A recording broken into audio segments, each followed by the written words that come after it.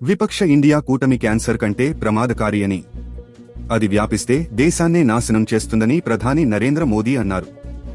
లోక్ సభ ఎన్నికల ప్రచారంలో భాగంగా బుధవారం యూపీలోని శ్రవస్తిలో జరిగిన ర్యాలీలో ఆయన మాట్లాడుతూ, విపక్ష ఇండియా కూటమికి మతతత్వం, తీవ్ర జాతి వివక్ష, బంధుప్రీతి వంటి వ్యాధులున్నాయన్నారు. ఇవి క్యాన్సర్ కంటే ప్రమాదకరమైన వ్యాధులన్నారు.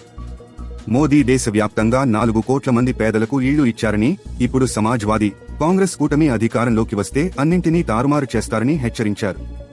విపక్షాలు గెలిస్తే పేదలకు తాము నిర్మించిన ఇళ్లను గుంజుకుని వాటిని తమ ఓటు బ్యాంకుకు పంచివేస్తాయని ఆరోపించారు. తాను ప్రారంభించిన 50 కోట్లకు పైగా జన్ ధన్ ఖాతాలను మూసివేసి ఆ డబ్బును వారు లాగేసుకుంటారని విమర్శించారు. మోదీ ప్రతి గ్రామానికి విద్యుత్ సౌకర్యం కల్పిస్తే విపక్షాలు విద్యుత్ కనెక్షన్లను కట్ చేసి మళ్లీ చీకట్లోకి తీసుకువెడతాయన్నారు. బీజేపీ ప్రతి ఇంటికి మంచినీరు అందిస్తే విపక్షాలు మీ ఇంటి పంపుల నుంచి నీటిని తీసుకువెడతాయని హెచ్చరించారు.